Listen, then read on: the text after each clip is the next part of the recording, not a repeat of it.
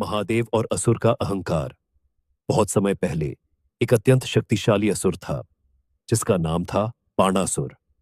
उसने घोर तपस्या की और भगवान शिव को प्रसन्न किया। महादेव उसके सामने प्रकट हुए, बोले, वत्स, वर मांगो।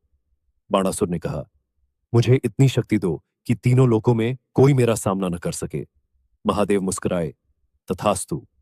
लेकिन समय बीता और शक्ति के साथ उसके अंदर अहंकार आ गया। वह कहने लगा, अब मुझे महादेव की भी जरूरत नहीं, मैं ही सबसे बड़ा हूं। एक दिन बाणासुर ने महादेव से कहा, महादेव, आपने तो मुझे अजेय बना दिया, पर अब मैं आपसे ही युद्ध करना चाहता हूं।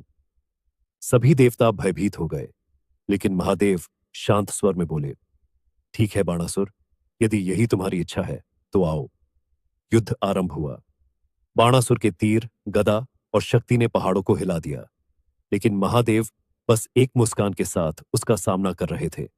जितना बाणासुर वार करता, महादेव बस एयुएम का उच्चारण करते और उसके वार वहीं नष्ट हो जाते। धीरे धीरे बाणासुर थक गया, उसकी सारी शक्ति समाप्त होने लगी।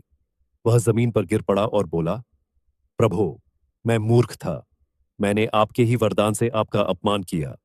महादेव ने कहा, बाणासुर, शक्ति कभी विनम्रता के बिना पूर्ण नहीं होती। शक्ति का असली अर्थ है संयम।